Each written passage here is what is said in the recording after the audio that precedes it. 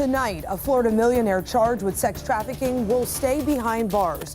And a Sarasota woman says cases like this could save our children from becoming victims. Welcome to Nightside. I'm Carolina Lee. And I am Ryan Bass. Nightside's Angelina Salcido found out some people are happy about the attention that this case is getting.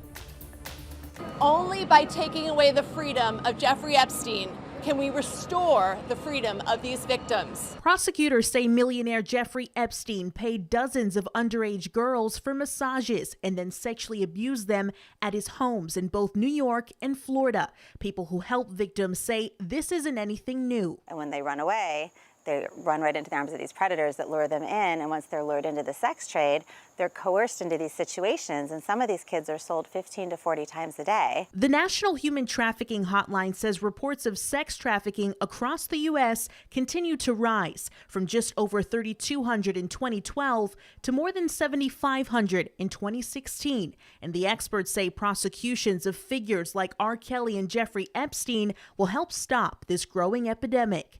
I think that it's beautiful because there has been this whole deception in this world of power, and where people in these positions felt they were untouchable. And I think the truth is finally now, you should never be untouchable. There's no immunity from abuse. Melendez Fisher says instead of letting victims of sexual abuse find their own way to escape, we can help stop the abuse. Girls actually think, oh, this powerful opportunity, and I get to step into this, and oh, I'm chosen.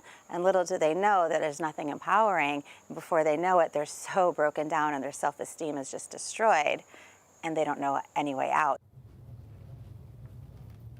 It's like hypnosis, right? A little bit. Angelina is here, by the way. Most victims of sex trafficking went through something that makes them feel like this is normal, which is sickening. It's crazy, Ryan. So I looked at the numbers, and actually most victims have been abused. Some are homeless, and this is a number that you guys should really pay attention to. 67% were trafficked by a family member. Now, the woman that I spoke to tells me that it starts when kids are young. It's really up to us to teach them what's right and what's wrong. And certainly something that we hope is a trend that is on a downturn here, because this is certainly startling. Thank you so much, Amy. Yeah.